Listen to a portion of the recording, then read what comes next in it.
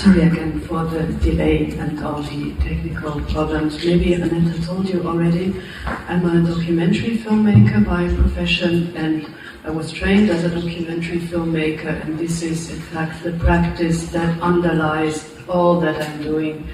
And for the obvious reasons, because let's say more experimental documentary filmmaking stopped to be funded by the usual circuits of production like television and so on, I somehow found myself in the art context, and I started to work more in video installation, also expanding it into different fields. Now, it's a bit unfortunate, because I wanted to show you many videos. This seems to be the part that seems not to be working, but never mind. I will go into the more installational part of my work and try to explain it from there. And also, while I was sitting there waiting, I remembered that many of the great films have been made using photographs, so it's still images. I don't know if you know Chris Marker's film, seminal film, La Jetée. Oh, the computer is talking to me, so shall I just say okay? Okay. Yeah. Maybe it will. I will learn Polish during this lecture, I hope. Anyhow, I was telling you about this photo film by Chris Marker, La Jetée, a wonderful film made in the early 70s, which uses only still photographs. So what I've tried to do is only use still photographs, or almost only, in order to explain some of my filmmaking practices. So this actually is still from one of the recent projects I completed, which is called The Kiss. And The Kiss started from a very simple and yet a bit uncanny idea, namely the idea that every kiss is something which has reached us via, let's say, a long line of transfers. The kiss may end up, in our face, or on somebody's lips, or in somebody's face, or wherever, but before that, it has been passed on, from mouth to mouth to mouth to cheek to whatever, and it's something which works almost like a coin, or a medium, or a photograph, or a letter, or a word, or anything. It travels on. It travels in time, it travels in space, it connects the most different people, and if you follow the path of a kiss, then you might find that the origin of the kiss you're getting or giving is in fact something you would never have imagined. And the idea of the kiss as a virus, or of something which is passed on like a gift, or even the contrary of a gift, something really horrible, that's also possible. That was the starting point for this project, because I was thinking that maybe every kiss I saw on the street were like the illegitimate offspring, or let's say the last version of one kiss that happened about 18 years ago, in 1993, at a train station in Bosnia-Herzegovina. Now, this story I'm telling you is something that comes from footnotes, from legal documents, which never have even been translated to English. So it's a story which is completely at the margins of written history, and that almost didn't catch anybody's attention, but it's a story of a kiss which never left me, in a way. In 1993, there was a train traveling from Belgrade in Serbia to Bar in Montenegro, and there was 7 kilometers in which it was traveling through Bosnian territory, and the war had already started. So it happened that the train was stopped during these 7 kilometers, and 20 passengers were taken from the train and kidnapped. And none of these passengers was ever seen alive again. Now there's at least two very unusual things about this incident, which is otherwise not unusual at all. I mean, people did get kidnapped and killed. It was rather, let's say, default practice. But in this case, there was something really unusual, namely the fact that only 19 of these people, namely their identities and their names and who they were, are known. For 19, we know the names, the relatives, the address, all the details. All of them were men between, I think, 16 and 56 years old. But for the 20th, we have almost no information. We have hardly any information whatsoever, because the existence of this 20th person was only conveyed to us via 3 witnesses who saw this person being led away on the train station. And they say that this was a black man who was taken away. Other than that, we have absolutely no information. And there is another detail which says that when he was taken away, the leader of the paramilitary gang of the kidnappers tapped him on the shoulder, said, "Here is my brother," and kissed him. And after that, we have no more information about any of these people. So this was sort of the underlying fantasy of the whole work, that every kiss we see now is somehow a kiss that has been passed down from that situation, and that even though we have no idea of what happened to these people, least of all the mysterious black man of whom we do not even know the name, the only thing that escaped from this situation, which is a sort of material evidence or witness, but a mute witness, a witness which cannot speak, is the kiss itself, which managed to escape the situation, to get away from the situation. Now, what I did is to try to recreate this incident, this kiss, this event, from the few testimonies we have, and that's three witness testimonies, which are between 2 and 3 sentences long, so it's almost nothing. And they describe the situation when the kiss is given or taken. And the technology I used is kind of unusual, because it's a technology that police uses nowadays. Not every police force, but many police forces in the world use to document crime sites and to record evidence. What kind of technology is it? It's a 3D laser scanner. Maybe you have seen this sort of device. It's huge. It looks like an old-fashioned, large format camera, photo camera. It's set on a tripod, and it rotates really slowly to scan a space in 360 degrees. And what it does is that it sends out laser beams, and they are being reflected. So each, let's say, point in space is being measured. There are measurements for where each point in space is.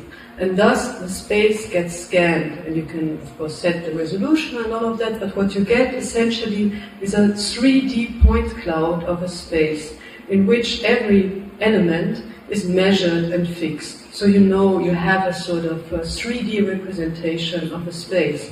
And police uses it because they believe, or also the companies that manufactures these devices believes, that this is now the ultimate documentary tool, a tool that will produce 100% true evidence, and also it will capture it forever, and then you can walk through the site in 3D, and then you can do animations. All of these tools are very interesting for the police to use. So they use it as a forensic tool. They use it to scan crime sites. The interesting thing is that it is, of course, a still camera. it cannot capture motion. It's a scanner that rotates really slowly, 360 degrees around, and if anything moves, then it will be completely blurred.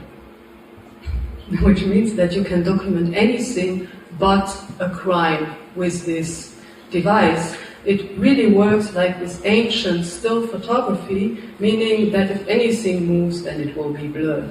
And thus it's of course completely it's completely incompetent in a way of capturing any sort of documentary reality. But still, it's extremely interesting because it's so loaded with this myth of capturing, true evidence of crime sites. So this technology produces really interesting images which are translucent, which look like clouds. And if you look at them, you will also see these blue shapes which are produced by the camera flying through this kind of scenery, flying through this kind of scan. And this is the kind of representation which is being produced when you try to capture a scene using this type of police tool, this kind of forensic technology.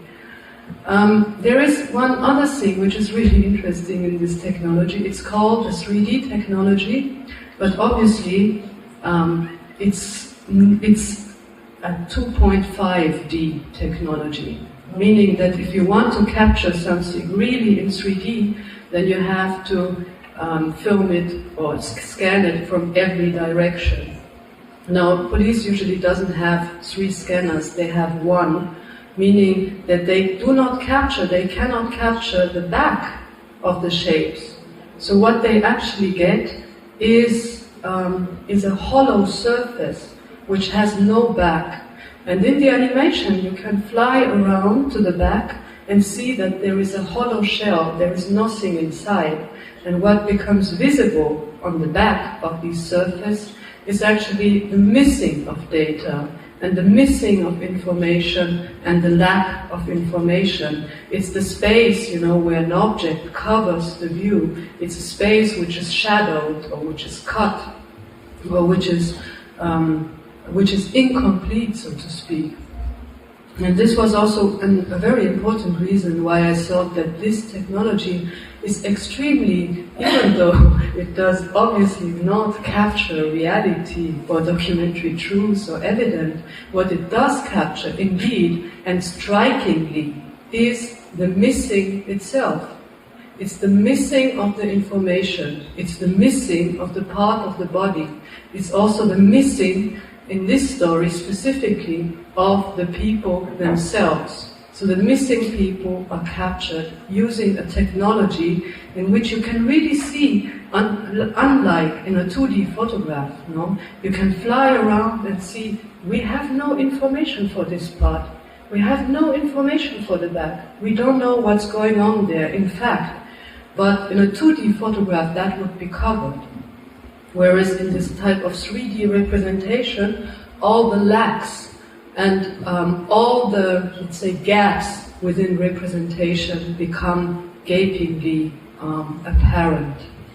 And this is what the kiss actually looks like. You see, this is a person that moves, so it gets absolutely blurred, and you see that basically you do not see a lot. So even if you try to capture this event with the most accurate documentary and forensic technology, you cannot manage to get, to the core of the event itself. It eludes representation. And obviously, this is absolutely not the only 3D technology available. There's lots of other, versions and techniques to do that, but this would be the one which is used in order to capture documentary data for crime scene investigations. And there is another part to this, which is also very interesting if we think about 3D as a documentary tool, because until now if we consider taking a documentary image, a photograph or a video, just anything, it would come out in 2D. It would be a picture or an image. Whereas now, with this type of scans and with these point clouds, one can in fact model an object, which is like a facsimile of the situation. It's something like a documentary sculpture of the event. Now, if I say this, it sounds much easier than it actually is, because in fact it's really, really complicated, and you have to model, all the shapes and the meshes by hand, and the object which is created is much more fictional than you believe, because it relies a lot on the interpretation of the person who does the modeling. That's one thing. But just imagine, it were possible to scan something and to do a one-to-one scale replica or facsimile of this situation. Just imagine this were possible. It might be possible.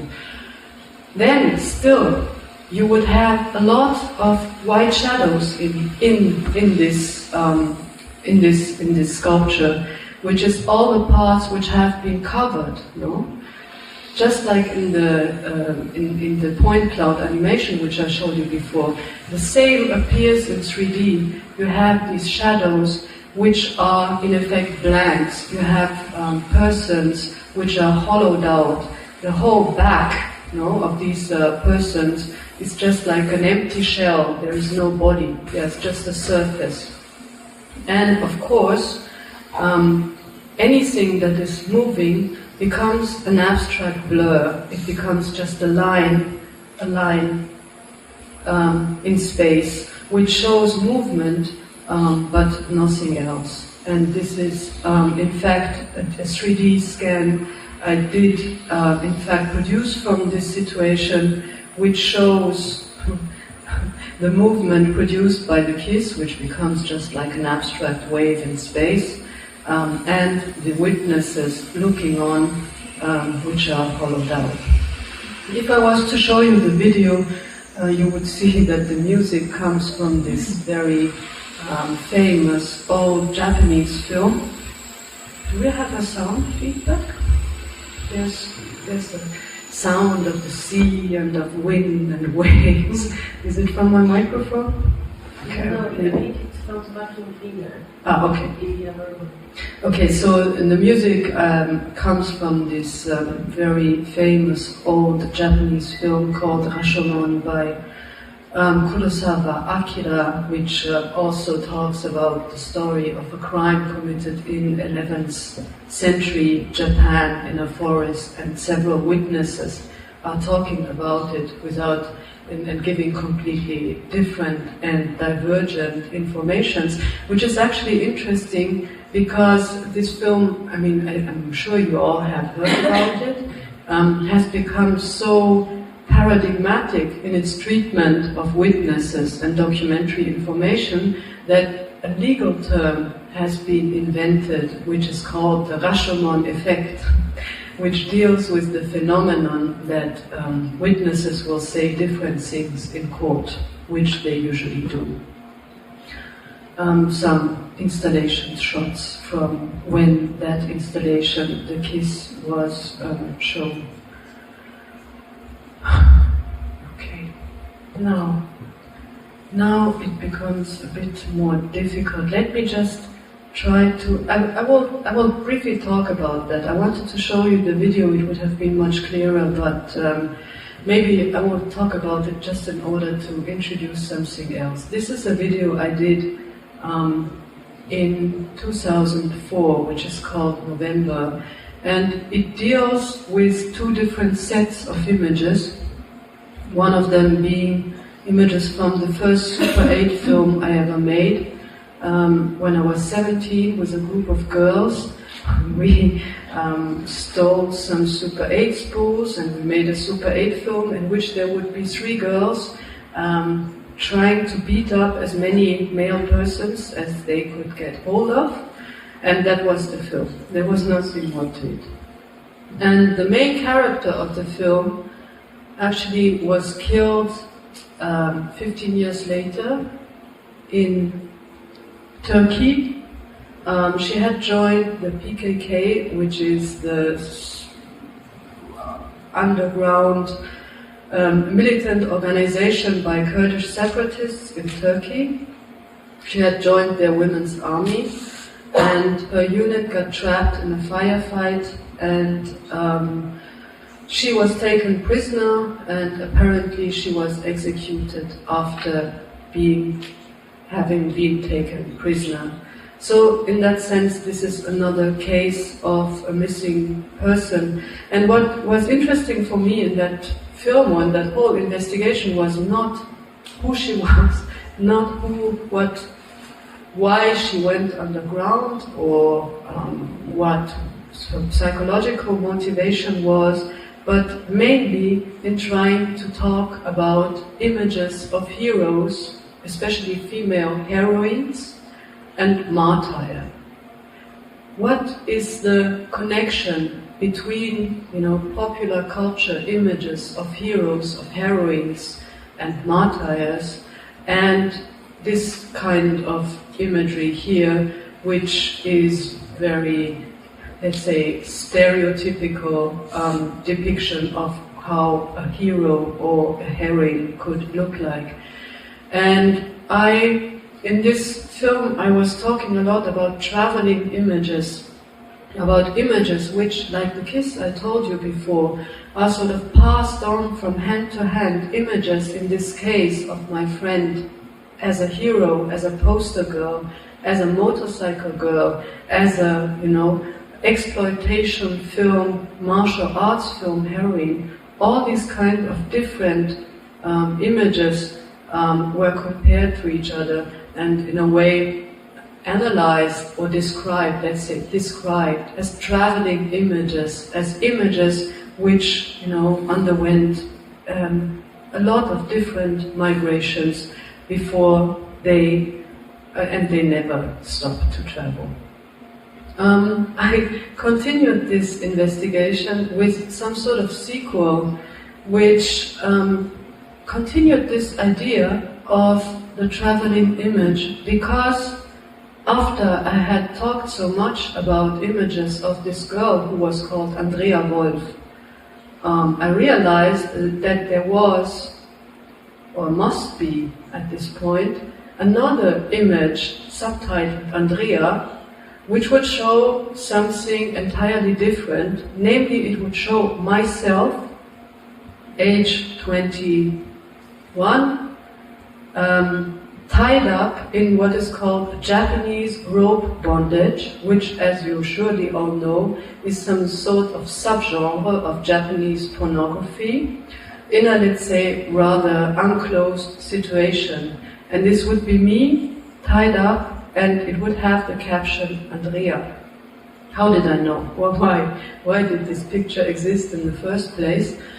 When I went to film school in Japan, I had these very radical documentary film teachers who always told me to go out and, to do the most precarious undercover investigations. So in fact I went and I tried to make a documentary about this sort of scene, which at that time was quite, let's say, underground and very much dominated by the Japanese mafia. In fact, I think it partly still is. And they used lots of imported labor, so to speak, migrant labor. The conditions were really, really terrible. It was an awful place. Anyhow, in order to go there, or to introduce myself, I had to use a different name, and for some reason I used the name of my best friend at that time, Andrea, because it was less dangerous, or it was too dangerous to use my own name, and the only reason is that I thought that this would be the only person who was courageous and brave enough to do this kind of thing. Anyhow, I ran away very quickly because it turned out to be much too dangerous for me, but I knew that there was a photograph somewhere which showed me in this kind of situation. And then I had the idea to go back to Japan and to look for that photograph, knowing very well that I would never be able to find it, because there's billions of this type of photograph being produced every year, and everybody told me it would be absolutely impossible to find it. The fact is that I found it 24 hours after landing at Tokyo airport, because it had been archived in a huge archive which contained basically everything, and it was not difficult at all to find. And I was very embarrassed, but I still had to do the film, which I did, and which happened to center on my assistant called Ageha, in fact, who was, or still is, who was doing the same job at that time. She is a bondage model, but she developed something which is entirely different, namely what she calls a practice of self-suspension, where she ties herself up basically and suspends herself into the air, looking much more like somebody who's flying and floating than anybody who would be tied up and helpless and, subject to some sort of desire of a master. So this film ended up being completely centered on her as a character and how she was navigating essentially the conditions of this scene and of this profession. And this is what I'm doing now, which is in fact going back to the first version, or the first November film, the first film about Andrea Wolf, because at that point in time nobody knew where that battle had taken place and how she had been killed, and this became known a few months ago. Suddenly the scene of the battle was made public, and I went there, and what I'm trying to do, if I say I went there, then I have to say that it's actually more or less impossible to go there, but somehow we went. It's very high up in the mountains, and it's an area which is still, at the moment, very intensely riddled by airstrikes, all sorts of military interventions, and I'm working now on producing a 3D model of that site, very similar to what you saw in the KISS, but also under much more difficult conditions, because in the KISS there was a recreation, of something which was more or less under control. Here nothing is under control, and it's proving much more difficult to do this. This is why I'm having to use lots of different representations of a scene which proves, in essence, quite impossible to represent. Now I will give up on trying to describe videos. I will move to something else, which is which you see as it is, as it was installed actually. And this is something which came out from being a filmmaker, in essence, and thinking through how, again, the question of documentary. What do we see when we see a documentary image? What does it mean? And what would it mean if we interpret a monochrome image as a documentary image, and a documentary image of what? Now, let me try to explain how I started thinking about that, because it really started when I saw a video of the invasion of Iraq in 2003, and there was this person riding on an armored vehicle, a CNN reporter, and he was completely jubilant. He had a cell phone and he stuck it out of the window, and he said, "You have never seen anything like that." The vehicle was riding through the desert. And in fact, all that one could see on the screen was a completely abstract image which looked something like that. Because obviously this was one of the first live cell phone broadcasts, and there was no bandwidth, and this was all pixelated. I think now we got more or less used to this kind of image, but at that point in time it was indeed quite new and quite radical. And it pointed out a kind of really urgent paradox, namely that those documentary images in the news that we believe to be extremely real and live and in the middle of the situation itself, that these were indeed completely abstract. So the more real it got, the more abstract it would look like.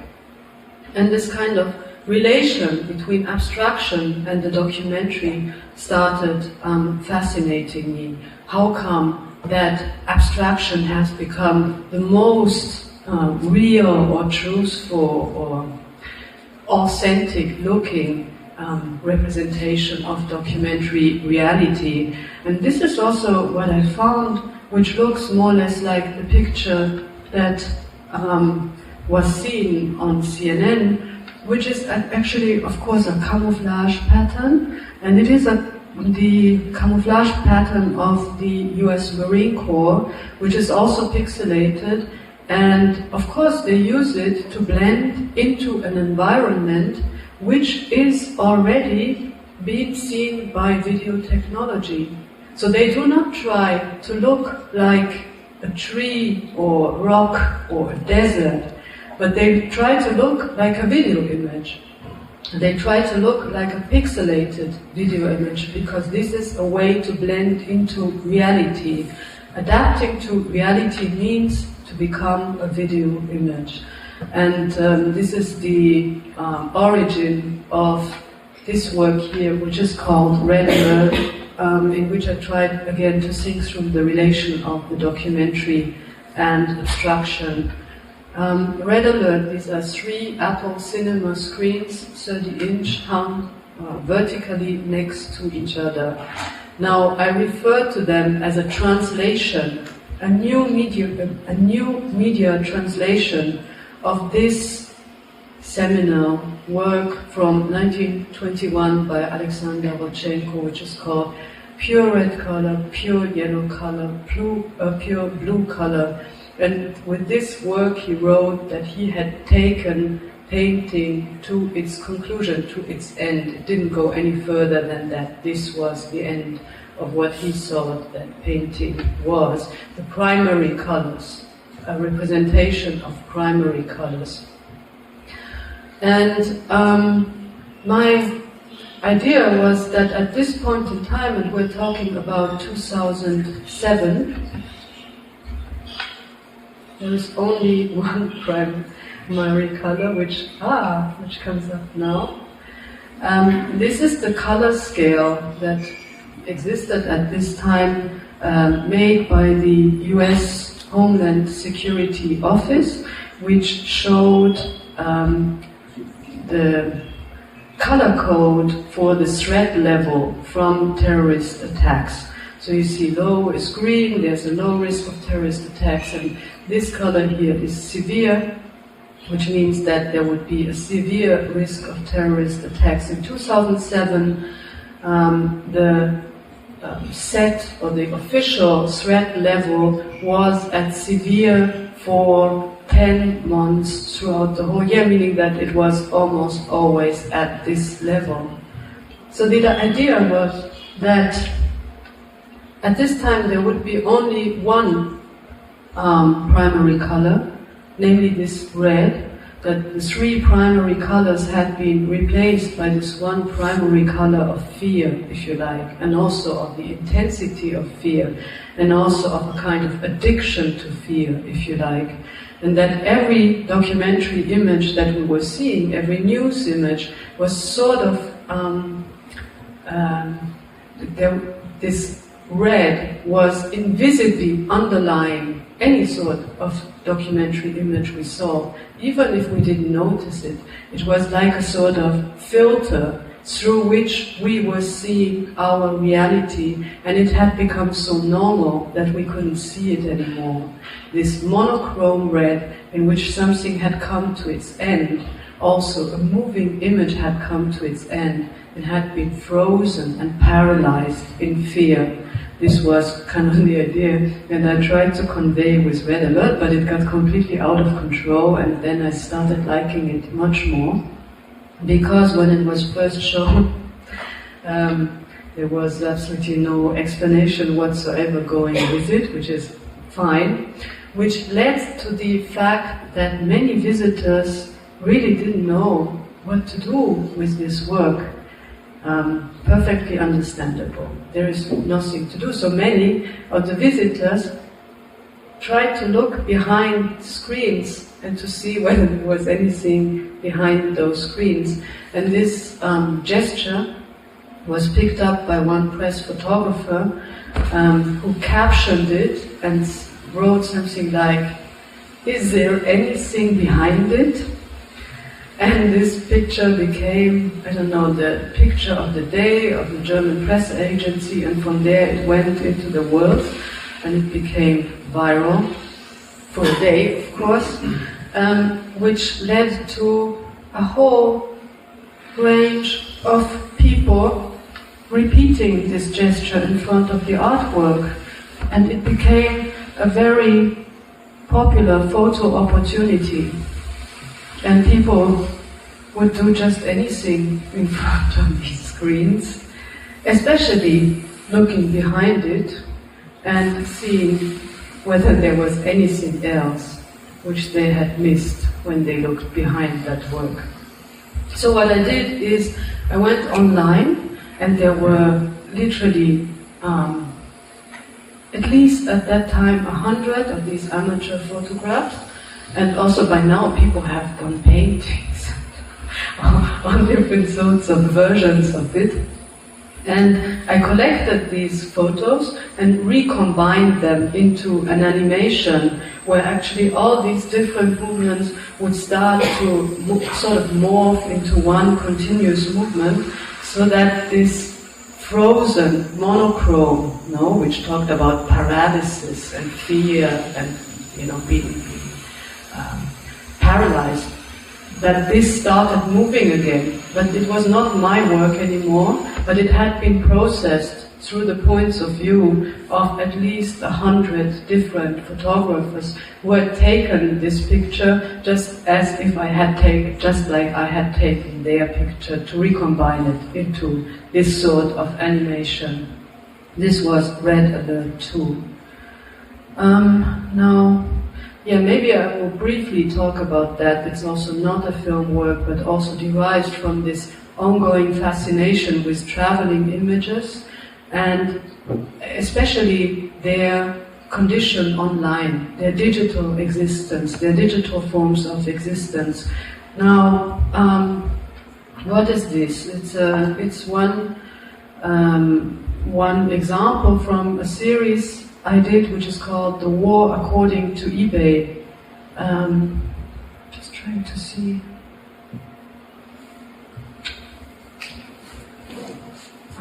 Okay, whatever.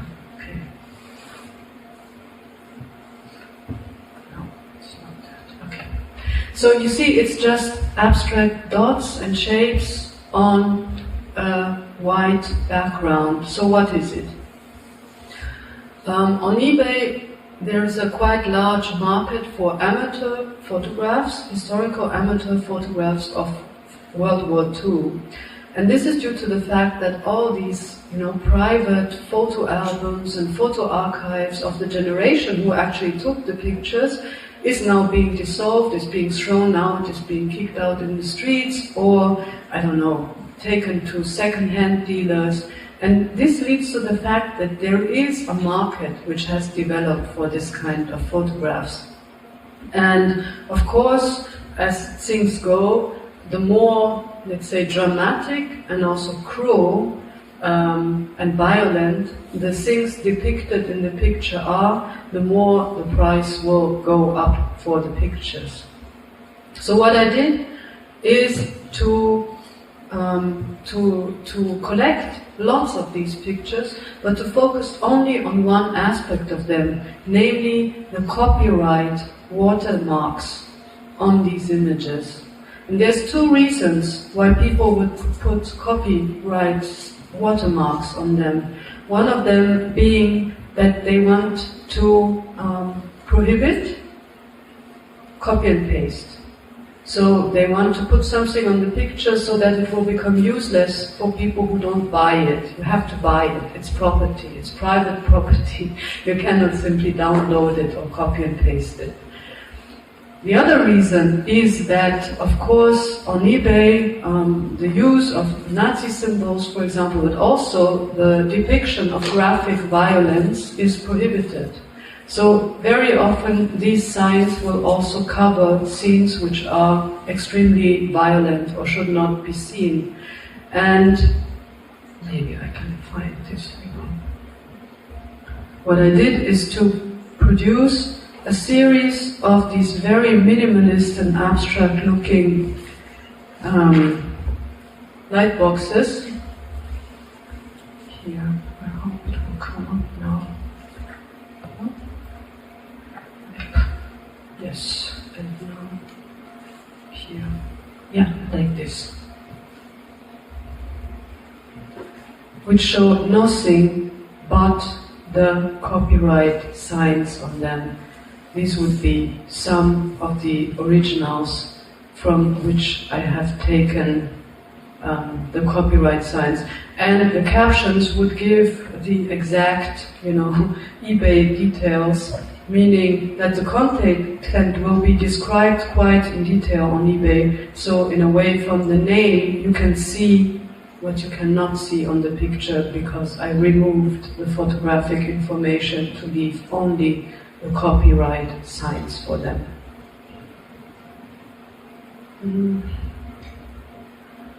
More abstract works.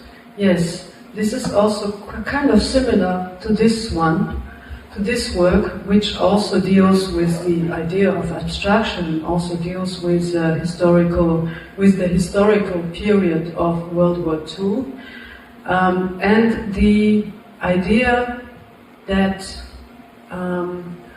in fact, of materiality, as addressed in Anita's upcoming show at Vispa. Oh, this computer has its own life. Okay, I hope it will stay there. What is this? And what is the pattern on the facade? This is actually the current art academy in Linz, in Austria, which is one of the few, let's say, nationalist, socialist, national, social Nazi buildings that were completed shortly after World War II, in fact.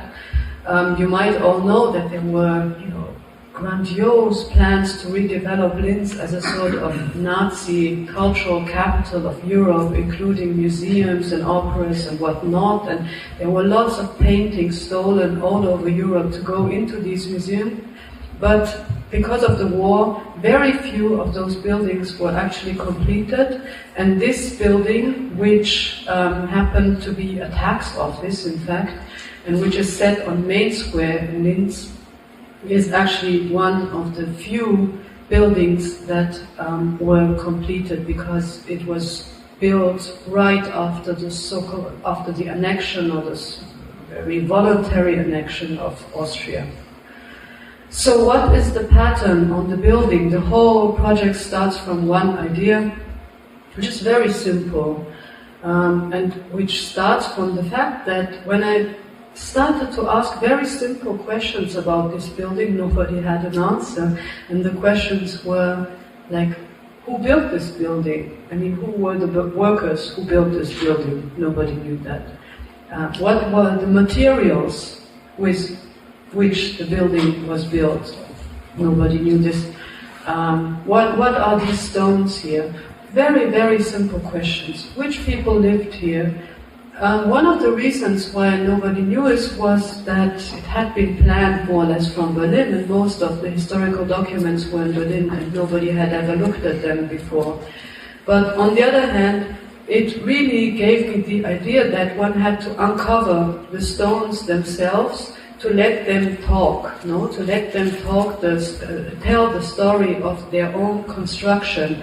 And also that one had to remove the facade from that building, even if partially, to let the building, tell the story of who made it and how it was made and using what materials. So me and my assistant, who is an historian, we delved into a very extended and also quite obsessive and overdone research, which lasted a while and took us over 17 archives.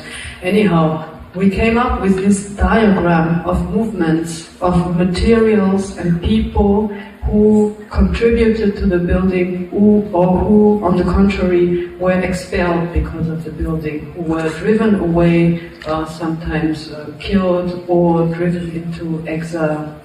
And this map spanned several continents and was quite extensive, and it is based on the stories of, let's say, 40 different people who either happened to be forced laborers drafted to build that building, or were stonemasons in the adjacent concentration camp of Mauthausen, who were involved in making those grey stones, which you see here, and so on and so on.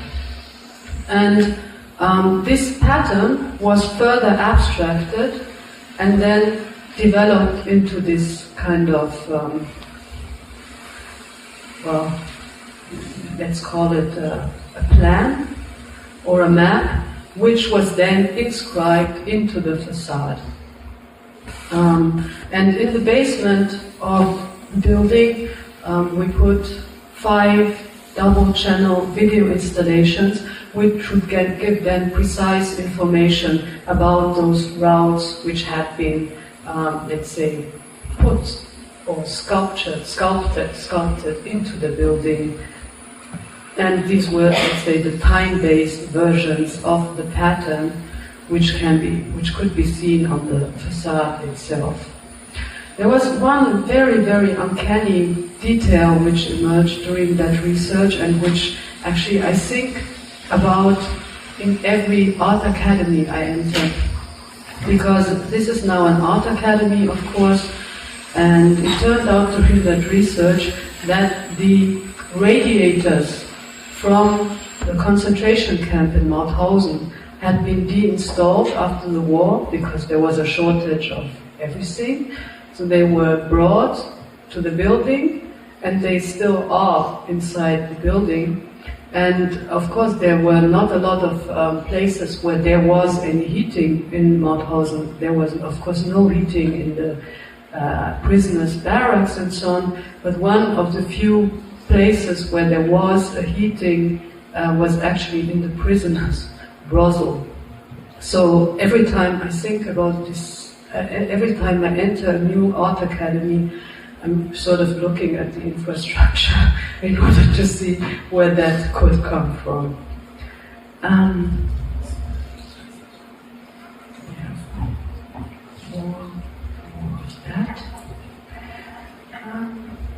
Yes, maybe just one last project. This is again a video, and it deals again with the idea of thinking through material. Where does material come from and where does it go? What are the materials that we use every day? What sort of histories, what sort of material histories do they have? And this is in fact a picture I took on an airplane graveyard in California, and I saw a similar picture in the Financial Times at the beginning of the financial crash in 2008. And the story was more or less that in times of financial crisis, planes would be grounded because it was too expensive to keep them flying. So they would be parked in this kind of, parking lots or airports until the crisis ended. But the older planes, obviously, especially the ones which consumed lots of fuel, would also be recycled for parts mainly, but also for aluminum, for scrap metal. And they would be, dismantled, shipped off to China, melted down, and recycled. But in this specific graveyard, there was also another possibility of recycling the planes, because it was located next to Hollywood. So big film companies would go there and shoot action scenes in which plane would be blown up. Or, music videos in which Robbie Williams would be stood on the wing of an airplane, or, hijacking scenes where the SWAT team comes into the cockpit and, blows off the cockpit, or dangles from the wings, or stuff like this. So my idea was that a contemporary recycling scenario might look like that. There's an airplane, there's a financial crisis, the airplane gets grounded, gets drawn from circulation, it is decided that it's too old to keep flying, so next it will be blown up for a Hollywood film. And this is actually seen from the film Speed, made in the 80s sometime, in which a Boeing 707 is blown up. So after that happens, the debris is collected, shipped off to China, melted down, and then it is being applied onto a DVD, because you need a reflexive layer in each DVD, and in many cases it's made of aluminum. And then in the last step, there would be the pirated version of the film in which the plane is blown up, being burned onto the DVD, and the DVD sent somewhere. So that essentially the film in which the plane explodes is burned onto, the remnants of the plane itself. And it was a sort of Möbius band-like loop of recycling, and I decided to follow that loop and came up with something, with a concept that a Soviet writer called Sergei Tretyakov came up with in the 30s, which is called the biography of the object.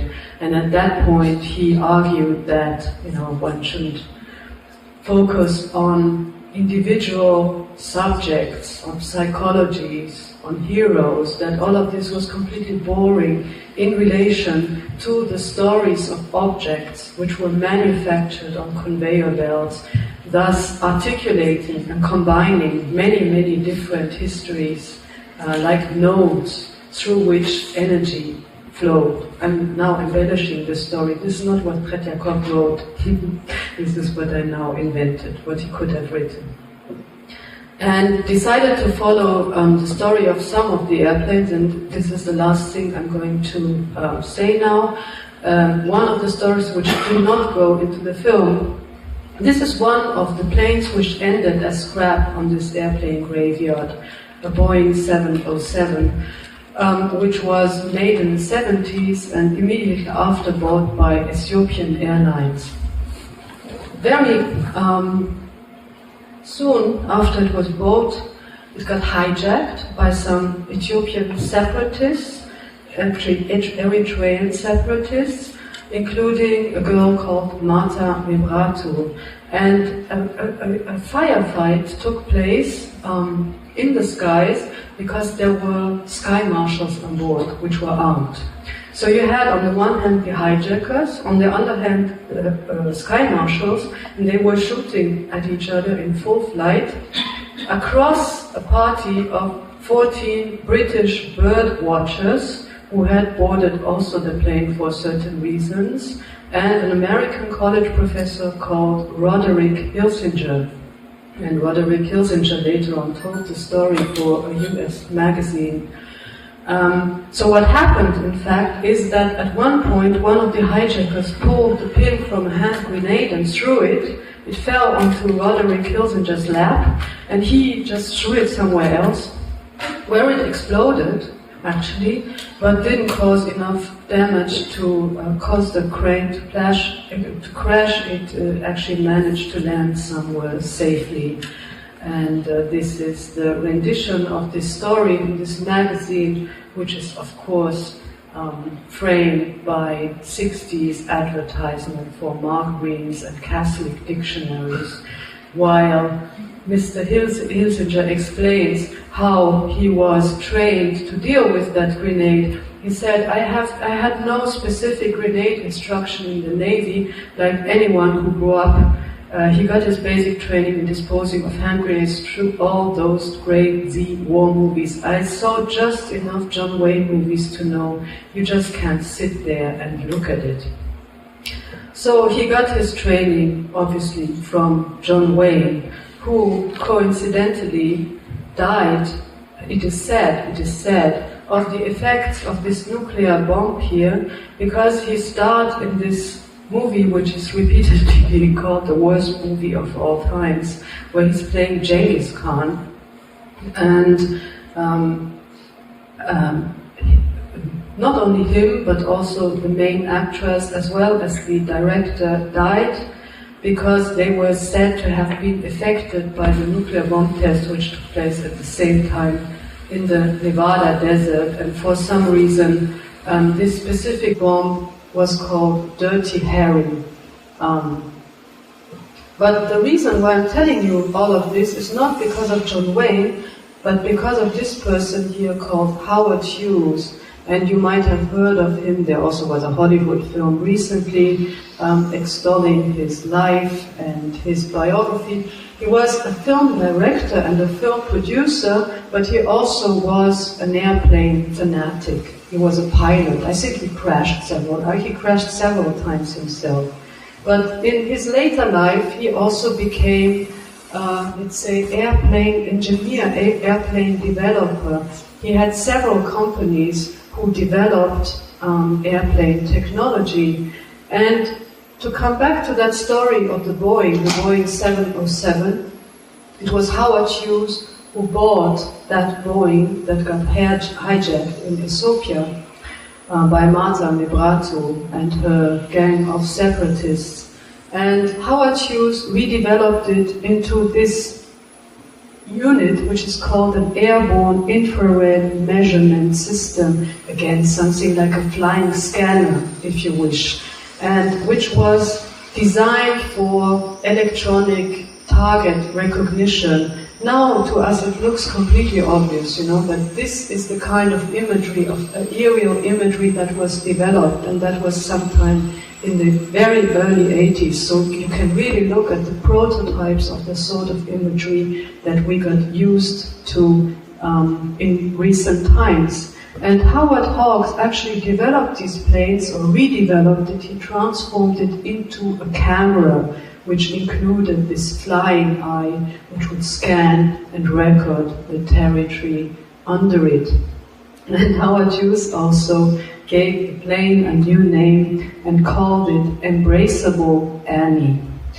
And this is the name which you also see written here on the cockpit after it got crashed up and for metal at the same airplane graveyard in Mojave that I showed you before.